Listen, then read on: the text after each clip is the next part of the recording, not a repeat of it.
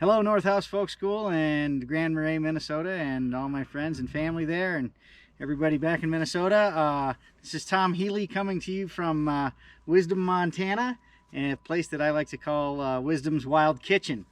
I was hoping to do a short video about butchering and quartering in the field, but seeing as I haven't encountered the elk I would like to harvest this year yet, I called an audible, and so I'm going to do it about tonight's dinner. And it's about sous vide cooking, and a lot of people are anti-sous vide because of the waste, because of you frequently use a plastic bag and you're cooking in plastic. Well, tonight I'm going to show you different options so you don't have to cook in plastic and waste a bag and so forth. And we're going to make some butter grouse, a traditional Indian dish of butter chicken, but we're going to use rough grouse and serve it on some wild rice that Megan and I harvested. So we'll get going, and it's really quite simple. I'll take you through a quick process here to get it going, but our goal is to make tonight's dinner fit into this mason jar, minus the wild rice. We're going to put it on wild rice, but we want to fill it all the way to the top. So I've got my deboned, cleaned rough grouse breast and thigh all ready to go. So we'll just put that in the jar. You can see we've got quite a ways to go. Butter chicken, we're going to throw some onion in there. So I'll use about a half of a small yellow onion.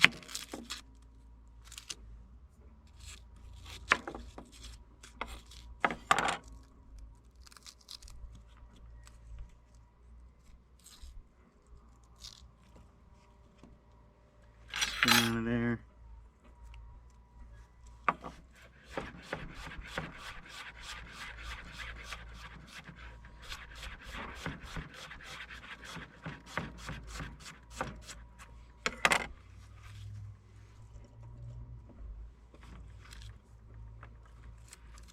Whoop, don't want to get any onion skin in there. Get some crushed tomato sauce. This is crushed Cherokee tomatoes. Got a lot of air in there yet. Yogurt. Put some yogurt in there. We're going to have room for some butter. Dump that into the bowl. Mix it up. And then if you have curry powder and garam masala in your spice rack, you could use that. I'm going to use a variety of spices that basically creates the same thing. I'm going to use the fresh herbs and spices are a bit bare with the pandemic. A little garlic powder, a little bit of cayenne. I don't have any black pepper, so we're going to go with some white pepper and cayenne. A little bit of ground ginger. Whoop, that's not open yet. Here's the white pepper.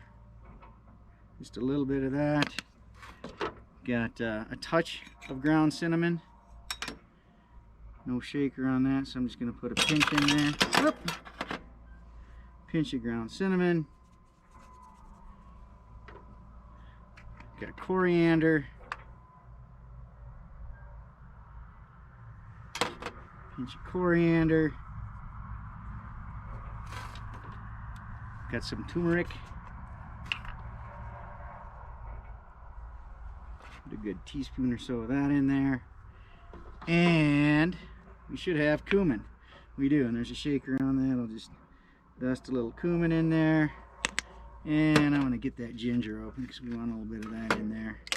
And you know, normally I'd use fresh garlic and fresh ginger, but I haven't been making too many trips to the store. So just a touch of ginger. I've got too much there, so I'm going to back off and go back in. Mix that up. Oh, and I want salt. I need to put salt in there yet. Whoop, splattery. A little bit of salt. We can, of course, add a little bit later of any of those should we want to spice it up once it's done. And I need a little bit of butter in there. quite a little chunk of butter, and normally I might melt it and put it in there, but I'm going to put a nice chunk of butter, some nice grass-fed butter in there, and I'm just going to stick that right in the dish like so, and then fill it back up.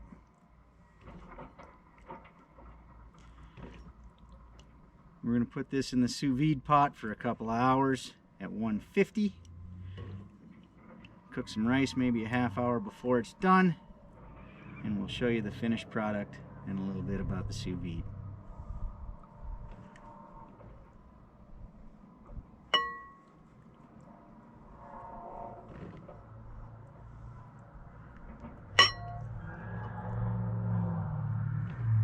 But a pretty simple simple way to approach supper.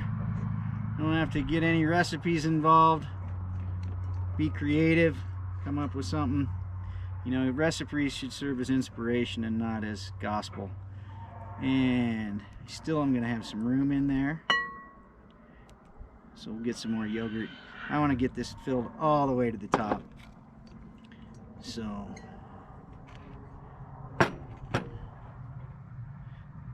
seeing as I don't have another, oh I do, I'll use the yogurt spoon here. Get that all stuffed down there around that butter.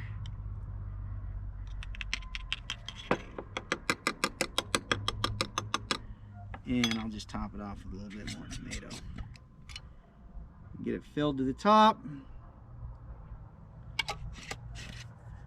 Put the lid on it. Get it nice and tight. We'll give that a rinse and stick it in the sous vide pot. Stay tuned. I think most people are familiar with sous vide cooking at this point, but if you're not, it's just it's a water circulating bath that you can set to a specific temperature.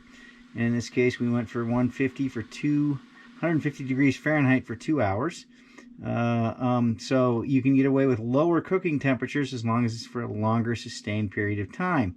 So we have our grouse, our butter grouse, curried butter grouse in the bath, and it's ready to go. So here we go.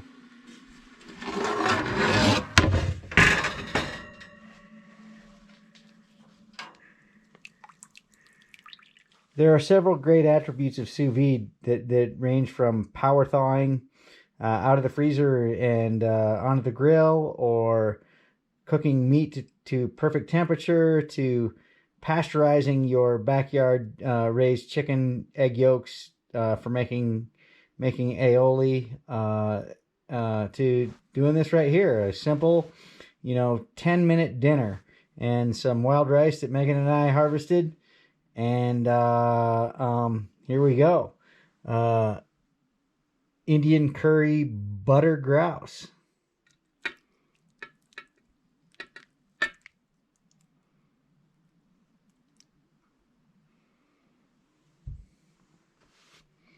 All right, I'm signing off. Buttered grouse, it's what's for dinner. So good.